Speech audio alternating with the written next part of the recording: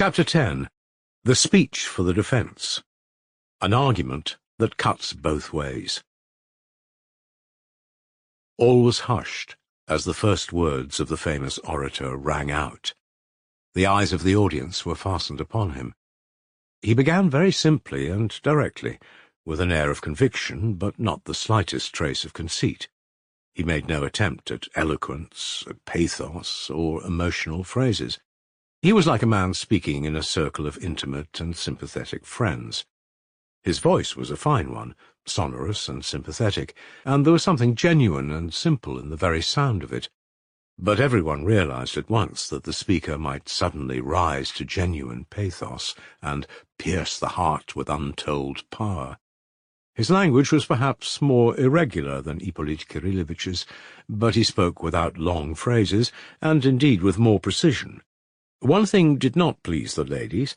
He kept bending forward, especially at the beginning of his speech, not exactly bowing, but as though he were about to dart at his listeners, bending his long spine in half, as though there were a spring in the middle that enabled him to bend almost at right angles.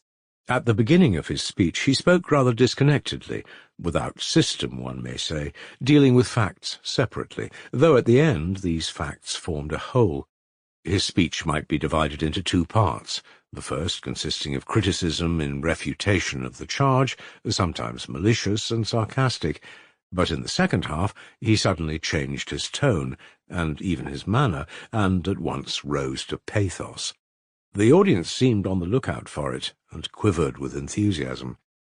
He went straight to the point, and began by saying that although he practised in Petersburg, he had more than once visited provincial towns to defend prisoners of whose innocence he had a conviction, or at least a preconceived idea. "This is what has happened to me in the present case," he explained. "From the very first accounts in the newspapers I was struck by something which strongly prepossessed me in the prisoner's favour. What interested me most was a fact which often occurs in legal practice, but rarely, I think, in such an extreme and peculiar form as in the present case. I ought to formulate that peculiarity only at the end of my speech, but I will do so at the very beginning, for it is my weakness to go to work directly, not keeping my effects in reserve and economizing my material. That may be imprudent on my part, but at least it's sincere. What I have in mind is this. There is an overwhelming chain of evidence against the prisoner, and at the same time not one fact that will stand criticism if it is examined separately. As I followed the case more closely in the papers, my idea was more and more confirmed, and I suddenly received from the prisoner's relatives a request to undertake his defence. I at once hurried here, and here I became completely convinced. It was to break down this terrible chain of facts, and to show that each piece of evidence taken separately was unproved and fantastic, that I undertook the case. So Fetyukovitch began. "Gentlemen of the jury," he suddenly protested, "I am new to this district. I have no preconceived ideas. The prisoner, a man of turbulent and unbridled temper, has not insulted me, but he has insulted perhaps hundreds of persons in this town, and so prejudiced many people against him beforehand. Of course, I recognize that the moral sentiment of local society is justly excited against him. The prisoner is of turbulent and violent temper, yet he was received in society here. He was even welcome in the family of my talented friend, the prosecutor." Nota bene, at these words there were 2 or 3 laughs in the audience, quickly suppressed, but noticed by all. All of us knew that the prosecutor received Mitya against his will, solely because he had somehow interested his wife, a lady of the highest virtue and moral worth, but fanciful, capricious, and fond of opposing her husband, especially in trifles. Mitya's visits, however, had not been frequent. "Nevertheless, I venture to suggest," Fetyukovitch continued, "that in spite of his independent mind and just character, my opponent may have formed a mistaken prejudice against my unfortunate client. Oh, that is so natural. The unfortunate man has only too well deserved such prejudice. Outraged morality, and still more outraged taste, is often relentless. We have, in the talented prosecutor's speech, heard a stern analysis of the prisoner's character and conduct, and his severe critical attitude to the case was evident. And what's more, he went into psychological subtleties into which he could not have entered if he had the least conscious and malicious prejudice against the prisoner. But there are things which are even worse, even more fatal in such cases than the most malicious and consciously unfair attitude. It is worse if we are carried away by the artistic instinct, by the desire to create, so to speak, a romance, especially if God has endowed us with psychological insight. Before I started on my way here, I was warned in Petersburg, and was myself aware, that I should find a talented opponent, whose psychological insight and subtlety had gained him peculiar renown in legal circles of recent years.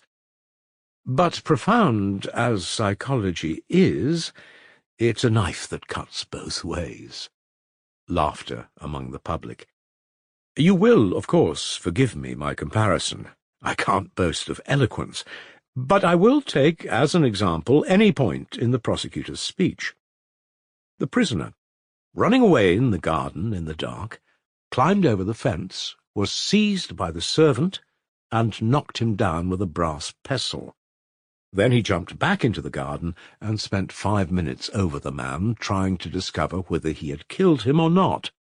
And the prosecutor refuses to believe the prisoner's statement that he ran to old Grigori out of pity. No, he says, such sensibility is impossible at such a moment. That's unnatural. He ran to find out whether the only witness of his crime was dead or alive, and so showed that he had committed the murder, since he would not have run back for any other reason. Here you have psychology. But let us take the same method and apply it to the case the other way round, and our result will be no less probable.